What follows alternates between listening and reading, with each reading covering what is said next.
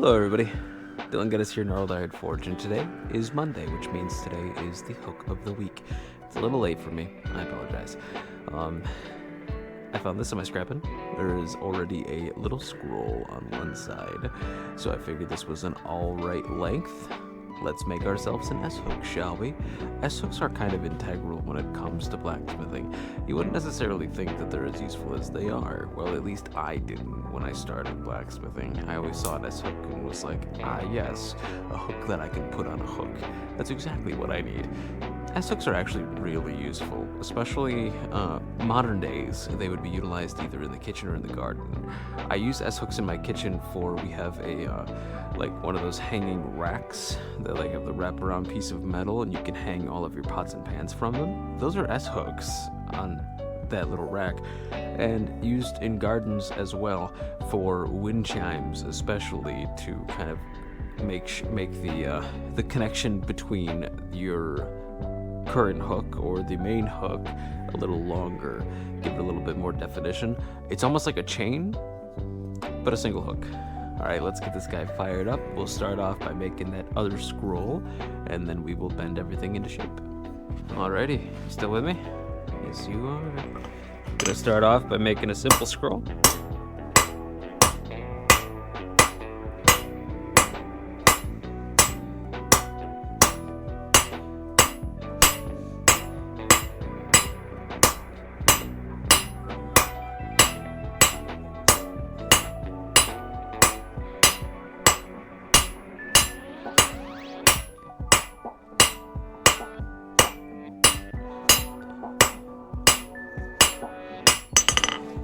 I did that way too cold, so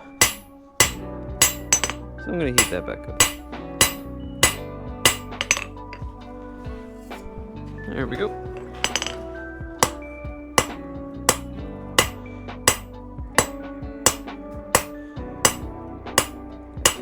Now we're gonna round this up.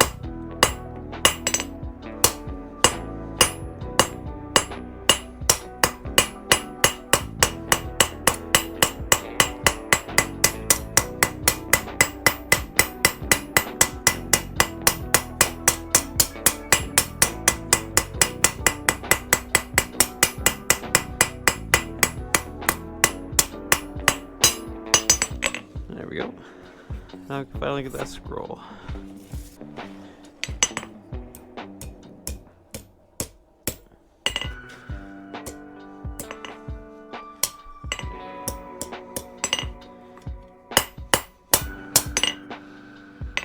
There we go. A little scroll for you. Now we can bend over our S-hook. It's pretty simple, actually. We're gonna do it over the horn just to make it a little bit more intricate. Make sure to cool the tip off, like so. And then we're just gonna work it over the horn.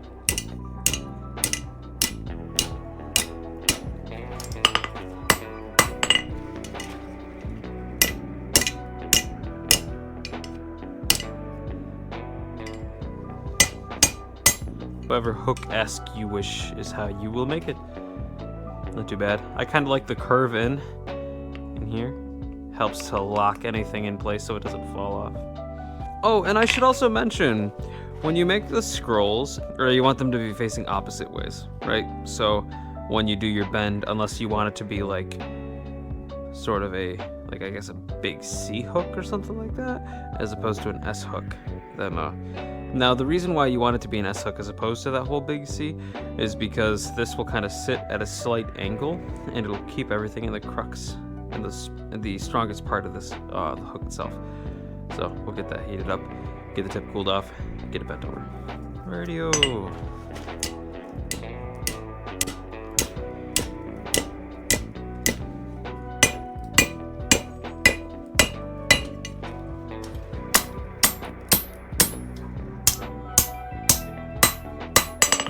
I gotta heat that up a little bit more. I didn't heat close enough to this bit to get the proper curly cue.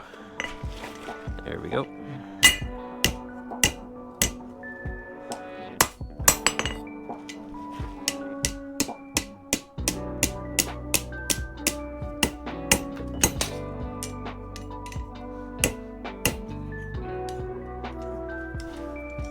Then we're just gonna straighten everything out a little bit. Now put whatever finish that you want on these. I'll show you how I'm gonna do mine real quick. I've shown you guys this plenty of times, but I almost just dropped the hook directly onto my hand. Just wanted you to know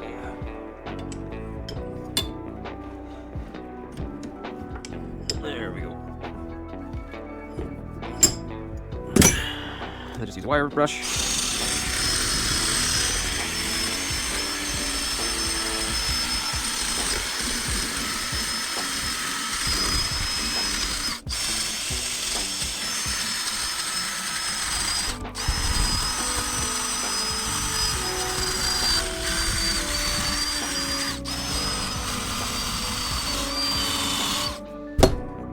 There we go. See if it's still hot enough. Oh yeah, she is.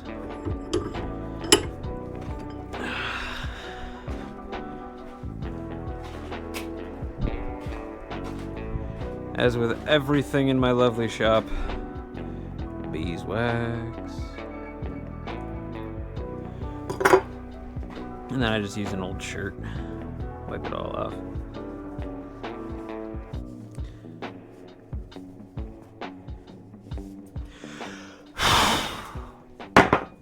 There you go.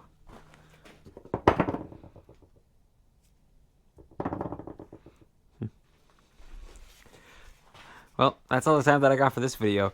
If you like it, please like it. If you dislike the video, feel free to dislike it and let me know why in the comments down below as to why you either like it or dislike it, so that way I might better make content for all you lovely individuals in the future.